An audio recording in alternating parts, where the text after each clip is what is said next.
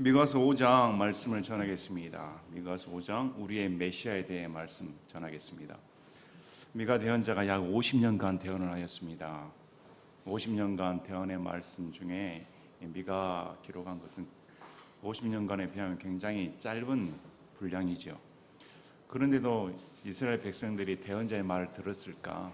우리 예수님께서 암탉 위에 새끼를 몸같이 여러 번 대언자를 너희들에게 보냈는데 오히려 듣기 싫다고 대언자를 죽여버리는 그런 악행을 저질렀습니다. 바른 말씀, 바른 진리, 또 직접 하나님의 말씀을 대언했음에도 불구하고 이스라엘 백성들은 여전히 진리 편에 서지 아니하고 자기들이 원하는 대로, 자기들의 삶의 방식대로 하나님을 섬겼지 하나님께서 원하는 방식대로 섬기질 않았습니다.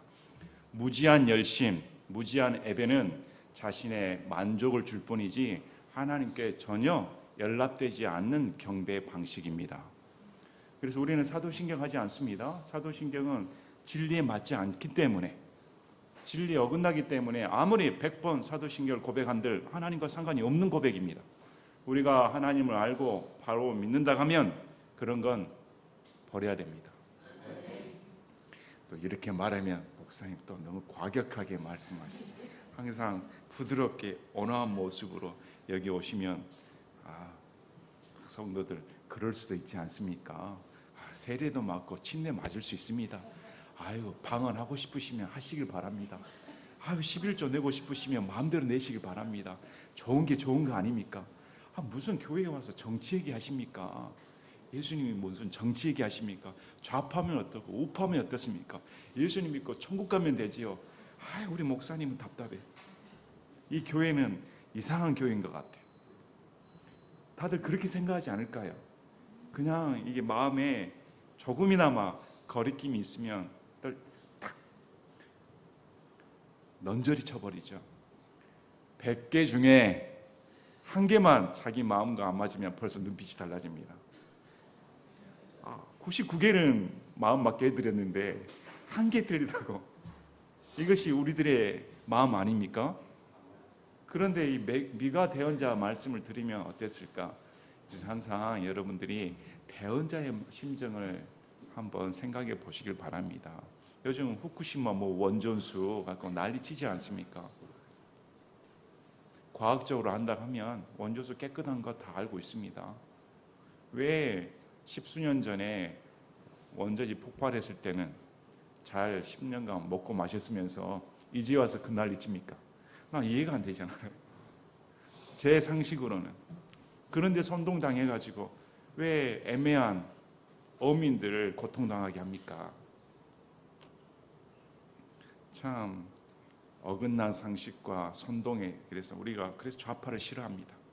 좌파는 항상 거짓으로 인간의 감정을 부추기고 인간을 위한 척 꼭 마귀가 어찌 그렇게 100% 싱크로를 맞는지. 마귀가 아담 좋아한 적이 있습니까? 아담 위한 적 있죠?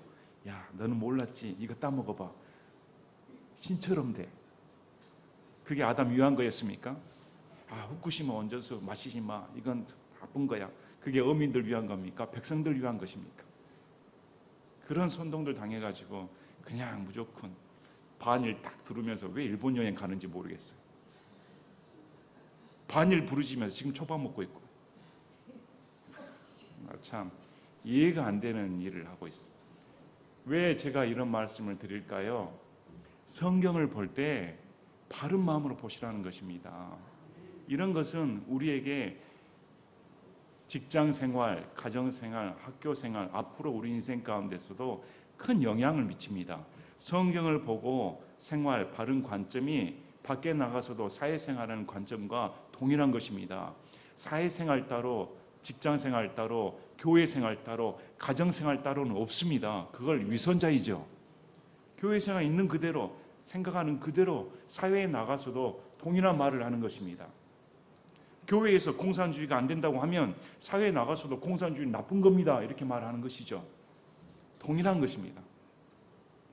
오늘 미가 대언서 말씀을 보시면 앞절에 시온에 승리해가지고 이스라엘을 하나님께서 승리시켜 주신다. 결국은 이스라엘이 하나님의 선택한 나라로서 아브라함에게 주시겠다고 약속한 그 가나안 땅, 영원히 이스라엘의 땅이 되는 것입니다. 천년 왕국을 이루시고 그것이 끝나면 새 하늘과 새 땅으로 우리는 들어가게 되어 있습니다. 이런 것을 생각하면 얼마나 감사한지요. 또 아울러 우리가 이 땅에 살면서 진정한 소망이 무엇인가? 여러분, 진정한 소망이 무엇입니까? 제가 정말 답답한 게 어떻게 저렇게 소망이 없을까? 어떻게 예수님 믿는다면서도 여전히 돈 얘기할까? 여전히 잘 사는 사람 부러워할까? 여전히 건강한 사람 부러워할까? 여전히 어떻게 남을 부러워할 수가 있을까? 저는 정말 이해를 못합니다. 내가 예수를 믿었다면 부러워할 것이 없습니다. 예수님이 나를 위해 다 주셨는데, 오늘 특송 고백처럼 어찌하여야 그분이 나를 위해 모든 걸 주셨는데 이 나의 마음을 알아줄까? 그런데 여러분의 마음은 어떻습니까? 여러분의 마음은 예수님께 나를 구원시켜 주셨다는 그 마음으로 100% 차였을까? 아니면 아직도 세상 좋은데, 아직도 남을 부러워하는데, 아직도 그런데 어떻게 이런 찬양을 부를 수가 있습니까? 어떻게 이런 찬양 부르면서 눈물을 흘리며 부를 수가 있을까? 그래서 못 부르는 것입니다. 그래서 감동이 없는 것이죠. 그럼 마음 가운데 예수 그리스도의 십자가 복음과 예수님의 사랑이 가득 차 있다면 정말 고백이 나옵니다. 다른 거 보지 않습니다. 여인을 사랑하고 남자를 사랑해도 그러지 않습니까? 정말 사랑하면 가진 배경을 보겠습니까? 배우자의 배경, 배우자의 학력 보겠습니까? 온전히 사랑하면 그 모든 것이 다 좋은 것이죠. 부모가 자식을 사랑하는 것도 동일하지 않습니까? 자식이 아무리 못나고 해서 내 자식이니까 버리지 못하고 사랑하는 거 아닙니까? 그래서 이런 올바른 마음을 가지시고 참 내 마음 가운데 이런 미가 대연서 말씀을 보시면서 내 마음 가운데 하늘의 산 소망, 예수님으로 산 소망, 메시아인 나의 진짜 구원자이신 그리스도 예수 그리스도만 꽉 찬 그런 소망을 가지시기를 진심으로 바랍니다. 아멘. 자, 오늘 5장 말씀을 보시면 우리의 메시아는 누구신가, 또 이 메시아에 의해 남은 자가 어떤 역할을 하는가, 또 아울러 이 메시아로 오신 우리 하나님께서 어떻게 심판하시는가, 이렇게 크게 세 단락으로 나누어져 있습니다. 그래서 우리가 기대하는 메시아는 누구일까? 사람들이 상상하는 메시아와 우리가 기대하는 메시아는, 성경에서 말씀하시는 메시아는 전혀 다릅니다. 전혀 우리 생각과 다릅니다. 그래서 그 당시 이스라엘 백성들은 어땠을까요? 우리나라도 두들겨 맞는 백성 아닙니까? 걸핏하면 중국한테 두드러 맞고, 걸핏하면 일본한테 두드러 맞고, 동네 북처럼 역사가 자랑하는 것처럼 역사에서 그렇게 나오지 않습니까? 우리 민족이 힘이 있었더라면 그렇게 당하고 살았겠습니까? 우리나라가 평화를 사랑하는 민족이 아니라 힘이 없어서 두들겨 맞은 것이죠. 우리나라가 힘이 있었으면 광개토 대왕 같이 중국을 정벌하고 저기 일본을 정벌하고 세를 펼쳤을 거 아닙니까? 그만한 힘이 없으니까 날마다 두들겨 맞고, 그걸 좋은 말로 포장하기 위해 배그 민족, 평화를 사랑하는 민족. 그러면 백성들의 소망이 무엇일까요? 중국의 그런 침략을 받고 일본의 침략을 받는 이 민족의 백성들은 어떻게 하면 우리가 벗어날 수 있을까? 우리도 한번 강대국이 될 수 있을까? 날마다 두들겨 맞고 있으니 이런 마음 품지 않겠습니까? 이스라엘이 그랬습니다. 거의 아시리아, 바벨론, 앞으로 그리스, 이 전부터 페르시아, 날마다 두들겨 맞는 이 백성들, 지금도 아시리아에 의해 두들겨 맞고 있습니다. 위협을 느끼고 있습니다. 이러할 때 이스라엘 백성들이 이런 약소국, 어떤 소망을 가질까? 그래서 오늘 말씀이 나옵니다. 5장 1절에 오 군대들에 따라 이제 너는 군대들을 조직하여 모일지어다. 그가 우리를 대적하려고 에워쌌으니 그들이 막대기로 이스라엘 재판관의 뺨을 치리라. 지금 이스라엘 상황이 나왔습니다. 적군이 쳐들어온다. 그래서 군대들을 모아 대적하려고 하는데 역부족입니다. 적군이 수치를 주죠. 막대기로 이스라엘의 재판관의 뺨을 치리라. 왕의 뺨을 막대기로 때려버린다. 얼마나 수치거리입니까? 이런 수치를 당하는 이 형국에서 바로 2절에 하나님께서 소망의 말씀을 주십니다. 그러나 너 베들레헴 에브라다야. 이 미가서 5장 2절 말씀은 교회 다니신 분이라면 늘상 듣던 말입니다. 은혜로운 말입니다. 성탄절 때 자주 애용되는 말이죠. 크리스마스 시즌이 다가오면 미가서 5장 2절 말씀, 베들레헴 에브라다야, 왕이 거기서 나온다, 태어난다. 늘 듣던 말씀입니다. 왜 이 맥락이 주어졌을까? 지금 앞절에 적군이 찾아와 쳐들어와 군대들을 파멸시키고 이스라엘 재판관의 뺨을 막대기로 쳐버리는 그런 수치와 모욕을 주는 이런 일이 벌어지는데 하나님께서 너 베들레헴 에브라다야. 이스라엘 베들레헴이 두 군데가 있습니다. 북쪽에 있고 유다 베들레헴이 있습니다. 우리 한국으로 말하면 경기도 광주가 있고 전라도 광주가 있습니다. 그러면 그냥 베들레헴 하면 하나님께서 백성들이 헷갈려 할까 봐 베들레헴 에브라다에 하면 유다에 있는 베들레헴입니다. 전라도 광주 하면 경기도 광주가 아닙니다. 그냥 광주 하면 경기도도 되고 전라도 되니 헷갈릴 수 있잖아요. 성경은 정확합니다. 베들레헴 에브라다야. 베들레헴이라는 뜻은 빵집이라는 뜻입니다. 또 에브라다야 뜻은 풍성한 뜻입니다. 풍성한 빵집아, 우리말로 말하면 내가 유다의 수천 가운데서 작을지라도 이스라엘에서 치리자가 될 자가 내게서 내게로 나오리라. 그의 나아감은 옛적부터 있었고 영원부터 있었느니라. 야, 진짜 치리자, 왕이 나온다는 것입니다. 왕이 나오는데 그가 여기서 이제 성경학자들이 이렇게 말하죠. 다른 말이 나온다. 내게서 내게로 나오리라. 베들레헴에서 이스라엘에게서 하나님께로 나온다. 다른 치리자들은 전부 다 하나님께 가지를 않았습니다. 나오질 않았습니다.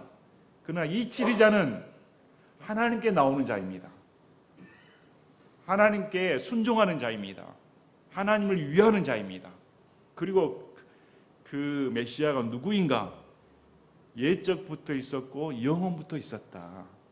영원이라는 존재입니다. 태어났는데, 인간으로 태어났는데 하나님이시다. 이렇게 말씀하시는 겁니다. 그래서 우리 마태복음 2장 1절부터 6절을 보면 헤롯 시대에 동방 박사들이 와가지고 이스라엘 태어난 왕을 찾지 않습니까? 그래서 소동이 벌어지죠.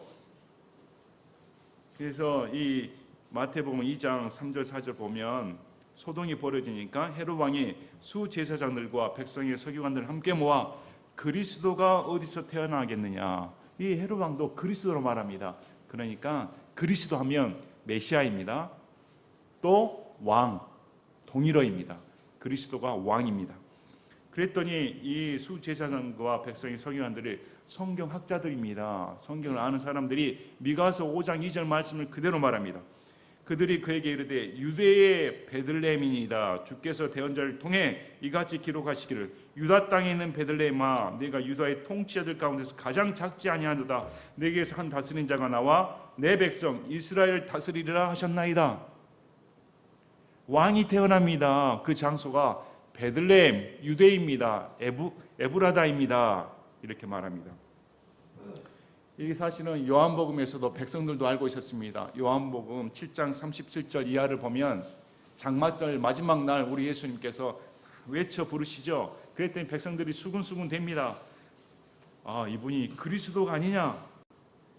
자, 그래서 요한복음 7장 41절에 보면 다른 이들은 이르기를 이분은 그리스도시나 하되 어떤 이들은 이르기를 그리스도께서 갈릴리에서 나오시겠느냐. 예수님이 갈릴리 출신으로 알고 있었습니다. 물론 갈릴리에서 자라셨습니다. 그러나 갈릴리에서 태어나신 분은 아닙니다. 태어난 곳은 베들레헴입니다. 그런데 예수님께서 등장해서 말씀하시니까 저분은 갈릴리 출신인데, 그러면서 42절에 성경 기록이 이르기를 그리스도께서 다윗의 씨에서 나오시며 다윗이 있던 베들레헴 고을에서 나오시리라 하지 아니하였느냐 하면서 서로 분열이 생겼다. 저분이 진짜 베들레헴에서 태어난 분이라면 믿겠는데 갈릴리 출신이지 않은데 이렇게 오해하는 것이었습니다. 그러면 원래 마리아와 요셉, 예수님의 친모 마리아는 갈릴리에 살고 있었습니다. 그 가정은. 그런데 왜 베들레헴에서 낳게 됐을까요?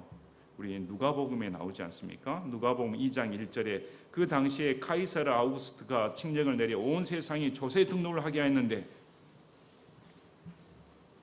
성령으로 말미암아 수태되었을 때 하나님께서는 그 절묘한 타이밍에 아우구스투스가 조세 등록을 해서 지금으로 말하면 호적 등록해라. 각자 고향에 가가지고. 그래서 고향이 베들레헴이니까 간 것입니다. 그래서 누가복음 2장 4절 요셉도 다윗의 집과 혈통에 속하였으므로 갈릴리의 나사렛이라는 도시에서 나와 유대로 올라가서 베들레헴이라는 다윗의 도시에 이르러 자기의 종은 아내 마리아와 함께 조세 등록을 하려 했는데 그녀가 아이를 베어 배가 불렀더라. 어떻게 이렇게 타이밍이 맞을 수가 있을까요? 딱 그때 임신해가지고 베들레헴에서 조세 등록을 했을 때 마침 그때 출산하게끔. 그래서 하나님은 먼 미래를 아시고 작정하시고 계획하신 분입니다. 그 예언이 무려 예수님 탄생 전에 미가 대언서 말씀을 통해 미리 말씀하고 있는 겁니다. 베들레헴 에브라다에서 이스라엘 치리자 메시아 그리스도가 탄생하신다. 이것이 한치의 착오도 없이 오차도 없이 그대로 이루어집니다. 그럼 이분은 어떤 분이실까요? 요한복음 1장 1절부터 3절을 보면 우리 예수님의 존재에 대해 분명히 성경은 사도 요한이 말을 해줍니다. 처음에 말씀이 계셨고 말씀이 하나님과 함께 계셨으며 말씀이 하나님이셨더라. 말씀이신 예수님은 하나님과 함께 계셨고 그분 자체가 하나님이십니다. 바로 그분께서 처음에 하나님과 함께 계셨고 모든 것이 그분에 의해 만들어졌으며 만들어진 것 중에 그분 없이 만들어진 것은 하나도 없더라. 이 온 세상 만물, 해와 달, 온 우주에 있는 그 수많은 별들, 식물들, 나무들, 동물들, 바다의 짐승들, 날짐승들, 곤충들 할 것 없이 전부 다 온 우주에 존재한 것들은 예수님이 만드셨다. 예수님이 창조주시다 이렇게 말씀합니다. 이사야 48장 12절에도 오 야곱아 내가 부른 자 이스라엘아 내 말에 귀를 기울이라 나는 그니 나는 처음이요 또한 나는 마지막이니라. 여호와 하나님이십니다. 여호와 하나님께서 이사야 대언자를 통해 하신 말씀이 이 여호와 하나님이 누구신가? 나는 처음이요 마지막이다 이렇게 말씀합니다. 근데 그 여호와 하나님이 누구십니까? 요한계시록 22장 13절에 예수님이 말씀하십니다. 나는 알파와 오메가요 시작과 끝이요 처음과 마지막이라. 예수님이 알파와 오메가요 처음과 마지막이요 시작과 끝이 되시는 분입니다. 그분이 영원이란 존재이십니다. 예수님은 창조 어느 시점에 창조된 신이 아닙니다. 어디 이단처럼 창조된 천사가 아닙니다. 하나님 아버지 밑에 단계가 아니십니다. 하나님 아버지와 동등된 하나님의 본체이십니다. 영원부터 하나님 아버지와 함께 계신 삼위일체 하나님, 하나님의 아들이라 불리우는 그 이름이 말씀입니다. 이분이 미가서 5장 2절 말씀에 베들레헴 에브라다에서 태어난다. 말씀이 육신이 되어 우리 가운데 거하시며 우리가 그분의 영광을 보니 아버지의 독생하신 분의 영광이라는 것입니다. 그 예수님이 이 땅 가운데 걸어다니신 그분이 하나님이셨다 이렇게 말씀합니다. 자, 그래서 3절부터 보면 그러므로 상고를 겪는 그녀가 출산할 때까지 그가 그들을 내줄 것이며 그 뒤에 그의 형제들 중에서 남은 자가 이스라엘 자손에게 돌아오리라. 자, 보시길 바랍니다. 인류가 기대하는 메시아는 누구일까요? 이스라엘이 기대하는 메시아는 누구일까요? 그래도 유력 집안이라면 서울 한복판 강남 대치동에서 나와야 되지 않습니까? 무슨 저 시골 전라도 땅에서 태어난가? 뿌리 깊은 곳에서 태어나야지. 또 태어나려면 그런 정도 태어나려면 온 백성이 알게끔 환호하게끔 하늘의 징조를 보여준다든지 기적을 행하면서 태어나야지. 성경의 표적이 뭐라고 말합니까? 구유에 누인 아이. 이게 어떻게 표적이 될 수 있습니까? 그래서 우리가 기대하는 메시아와 성경에서 기대하는 메시아는 전혀 다릅니다. 하나님께서 주시는 메시아와 우리가 기대하는 메시아상은 전혀 다릅니다. 그러니까 이스라엘 백성들이 엇나가 버립니다. 왕으로 영접하지 않아 버리는. 성경을 알았더라면 그분 앞에 무릎을 꿇고 내 왕이십니다, 나의 왕이십니다, 경배해야 할 텐데 전혀 그렇게 생각지 않았죠. 그리고 베들레헴은 다윗의 고향입니다. 또 이 베들레헴에서 사무엘이 다윗에게 왕으로 기름 부음을 해줍니다. 왕으로 기름 부음을 받은 곳이 베들레헴입니다. 그래서 우리 예수님은 반드시 다윗의 혈통으로 베들레헴에서 태어나시고 왕으로 태어나신 것입니다. 그것이 그대로 이루어진 것입니다. 자, 그래서 3절 보면 이스라엘이 상고를 겪는 때가 있다. 고통을 치른 후에 남은 자가 이스라엘 자손에게 돌아온다, 이렇게 말씀합니다. 이제부터 우리가 이 대언서 말씀을 볼 때는 여러 가지 해석을 합니다. 여기서 나오는 아시리아가 문자적인 아시리아인가, 아니면 앞으로 적그리스도의 세력에 의해서, 또 아니면 그간에 이스라엘 괴롭히는 세력을 대표하기도 합니다.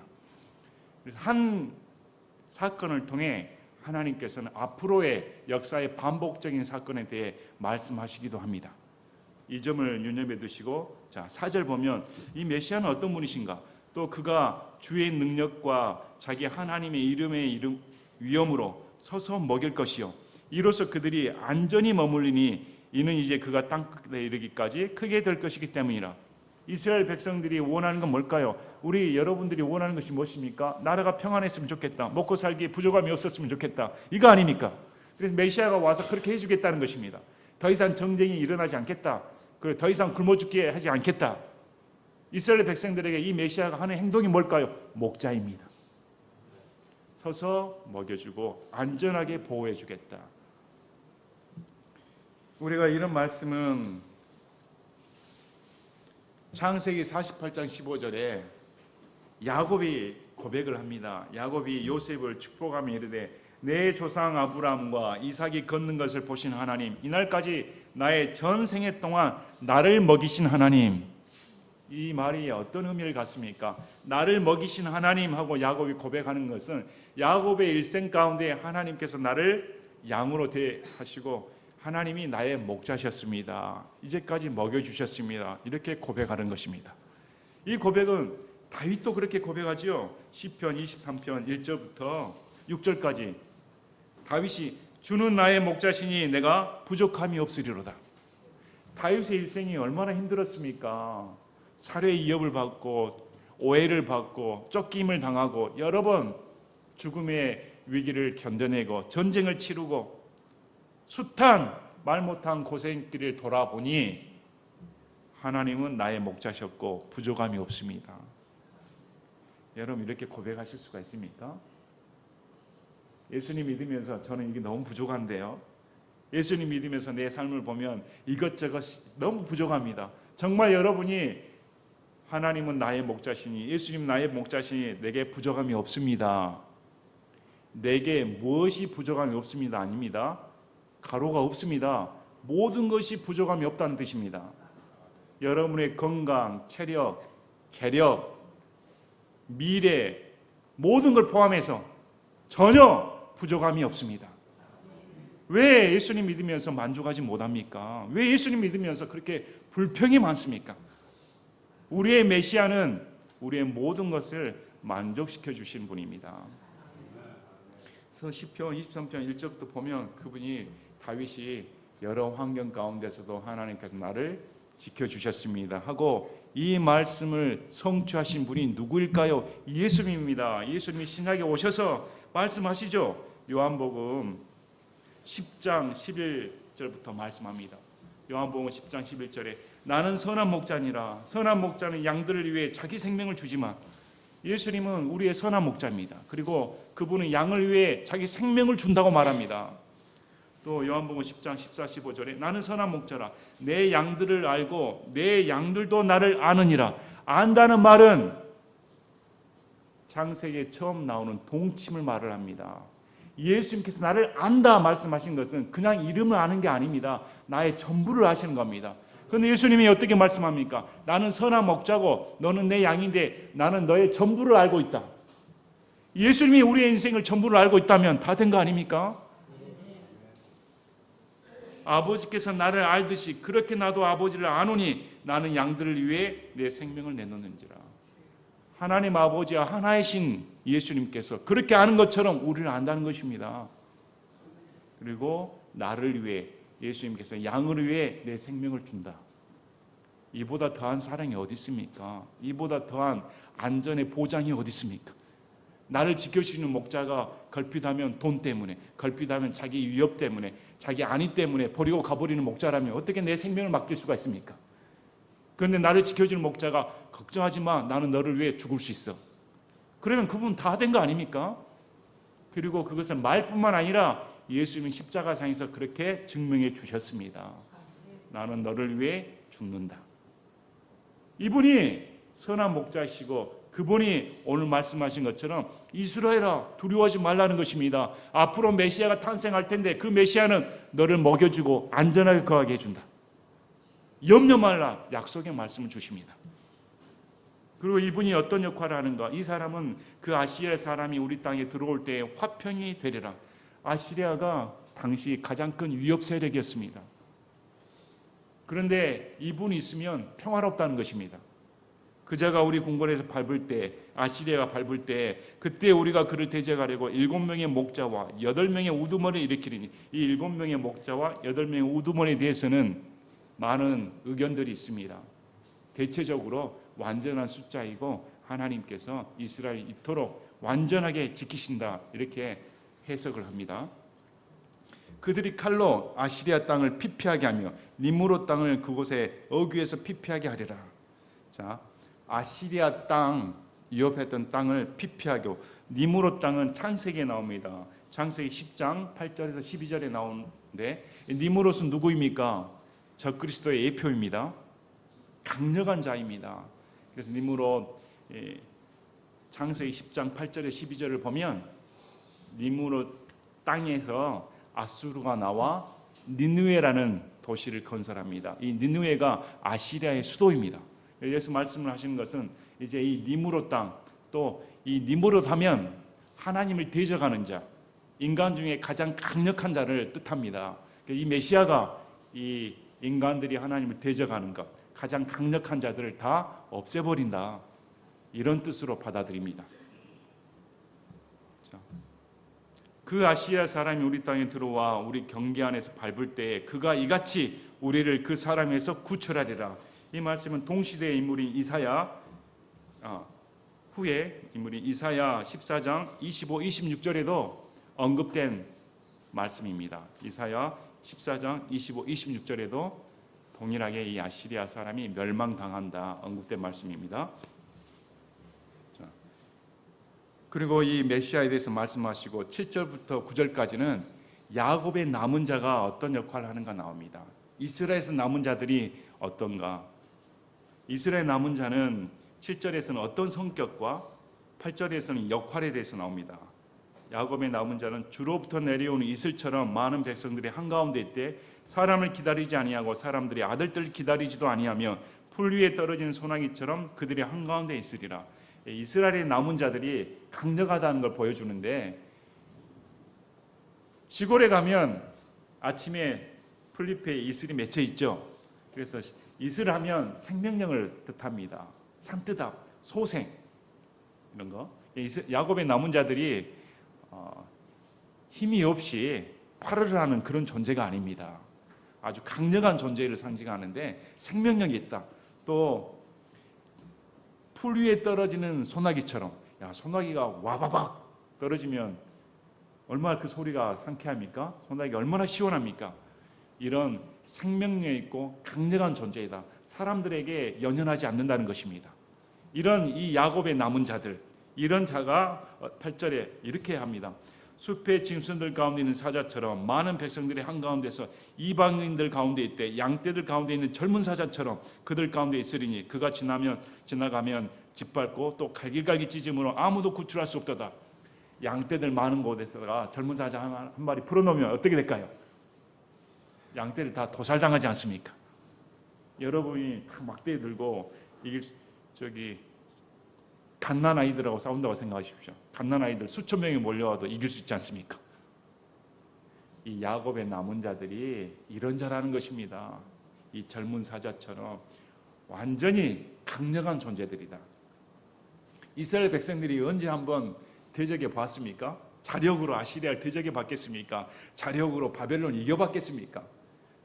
언제 이 조선이라는 땅이 중국을 이겨봤겠습니까? 일본을 이겨봤, 날마다 참았다 끝나지 않았습니까? 그런데 하나님께서 야곱의 남은 자들, 이스라엘 남은 자들이 이방을 짓밟아버리는 그런 날이 온다, 이렇게 말씀하시는 겁니다. 내 손이 내 대적들 위로 들려서 내 모든 원수들을 끊으리라. 야, 이 말을 들으면 얼마나 소망 있는 말씀입니까? 야, 우리에게도 이런 소망이 있구나. 날마다 얻어터지는 존재가 아니구나. 하나님이 함께 하시면 우리가 이길 수 있구나. 예수님 믿는 사람은 어떨까요? 날마다 세상에서 죽도록 고생하는 존재가 아니구나. 예수님께서 저 공중 재림하시면 우리 인생이 끝나는 겁니다. 우리 인생이 풀리는 겁니다. 그때는 완전히 달라집니다. 지금도 달라져 있지만 예수님 믿는 순간 완전히 상속유업자 된 거 아닙니까? 인생 자체가 변해버린 겁니다. 꾀죄죄한 사람이 아닙니다. 옆에 보시길 바랍니다. 이슬처럼 보이지 않습니까? 한번 얼굴 보시길 바랍니다. 소나기처럼 지금 폭포수처럼 시원하게 쏟아지는 그런 존재들 아닙니까?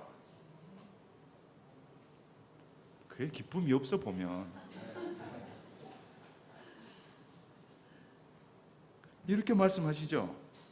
이렇게 메시아의 약속을 주시고 메시아로부터 이런 야곱의 남은 자가 구출받으면 이 자들이 어떤 힘을 발휘하는가, 놀라운 힘을 발휘한다. 이건 문자적으로 예수님께서 천년왕국을 이루실 때 이스라엘 백성들이 그대로 행하는 것입니다.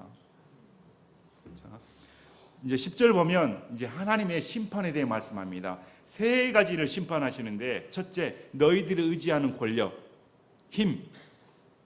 두 번째, 너희들이 의지하는 점, 애언. 그리고 세 번째, 너희들이 의지하는 우상.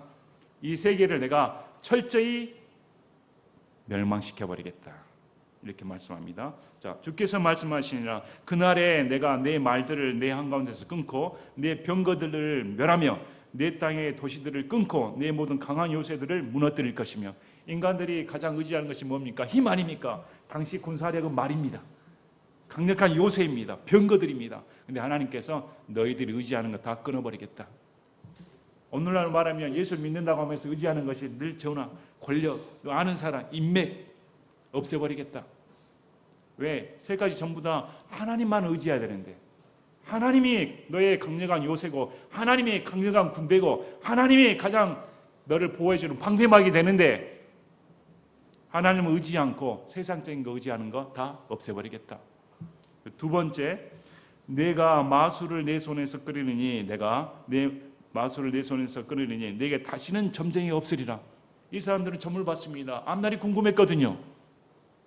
요즘 보면 신문들 보면 오늘의 운세 몇 년생 저희 엘리베이터 타도 엘리베이터에 다 이렇게 광고판에 뜹니다. 몇 년생 운세 안 보다가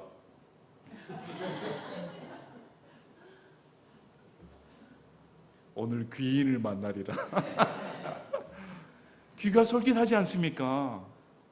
왜? 앞날을 다 알고 싶은 욕망이 우리 가운데 있기 때문에.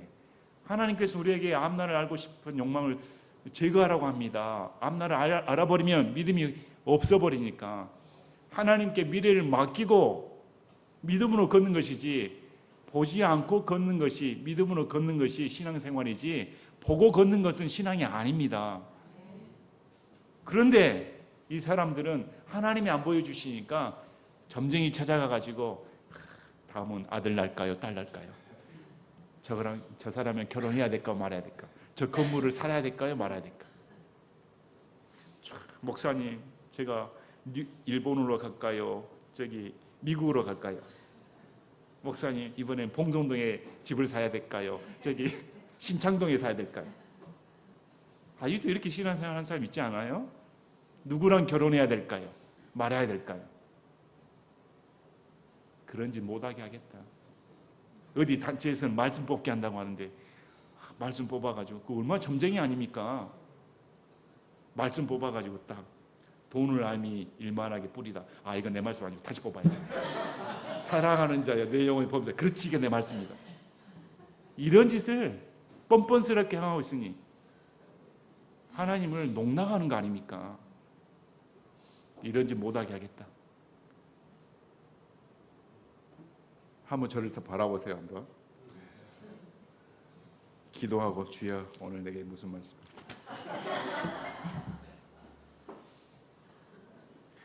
다 웃고 있어 또.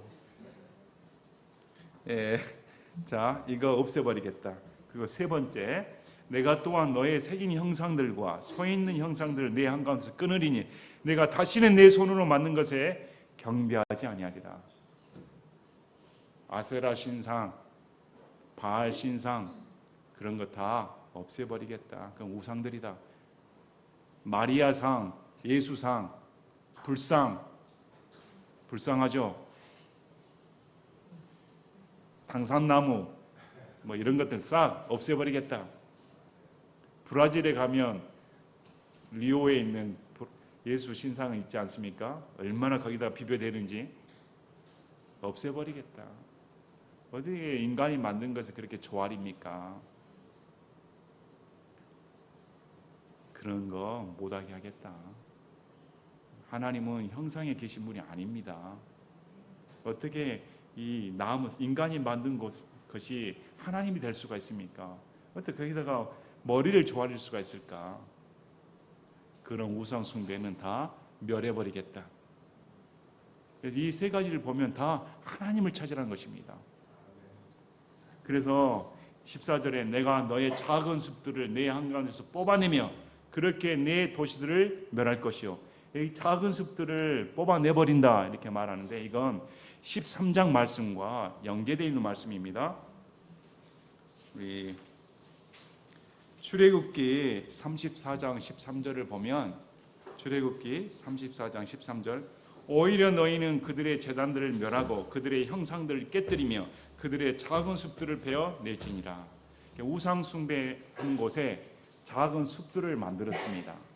또 신명기 16장 21절 22절에 나옵니다. 신명기 16장 21, 22절 내가 너를 위해 만들 주 내 하나님의 제단 가까이에 너는 어떤 나무로든 너를 위해 작은 숲을 심지 말고 너를 위해 어떤 형상도 세우지 말라. 주 내 하나님께서 그것을 미워하시느니라. 오늘날도 뭐 우상 숭배에 세워놓고 옆에 정원 가꾸고 숲을 만들어 놓는다고 합니다. 다 숲 가운데에 우상 숭배해 놓고 그래서 같이 연관되어 있는 겁니다. 그래서 이 작은 숲도 다 없애버리겠다. 우상 숭배는 허용하지 않는다. 하나님이 미워하시는 겁니다. 마리아 상에 절하는 거 미워하는 겁니다. 예수 상에 절하는 거 미워하는 겁니다. 그런 건 허용해서는 안 됩니다. 강남에 어디 유명한 교회 가면 교회인데 예수 동상 만들어 놓은 데 있습니다. 기가 막힐 노릇 아닙니까? 자, 15절에 또 내가 이 교도들에게 분노와 경노로 원수 갚는 일을 집행할 터인데 그런 일은 전에 그들이 들어본 적이 없는 것이니라. 하나님께서 심판하실 이방인들 심판할 텐데 들어본 적이 없는 엄청난 심판이 이방인들에게 행해진다. 분노하시고 경노로 이루어진다. 이렇게 말씀을 하십니다. 그래서 이스라엘에게 소망을 주십니다. 너희를 괴롭히는 이방인들, 이교도들 하나님께서 가만두질 않아. 그 아시리아 지금 괴롭히고 있지. 내가 끝장내버릴게. 앞으로 너희 남은 자들은 이런 이방인들을 짓밟고도 나봐. 그렇게 해주시는 분이 누굽니까? 메시아다. 그 메시아가 베들레헴 에브라데 태어난다. 하나님신 그분이 육신을 입고 이 땅에 오신다. 그분이 메시아고 왕이시다.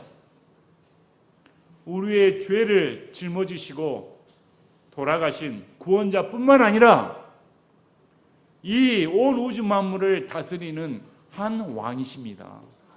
우리의 왕이십니다.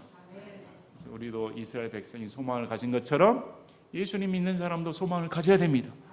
예수님 믿는 사람도 예수님이 믿는 순간 예수님이 나의 목자요, 나의 메시아, 나의 왕으로서 앞으로 그분이 오시면 영원한 상속 유업자로서 예수님과 함께 산다는 소망을 마음에 품으시길 진심으로 바랍니다. 제가 기도하고 마치겠습니다.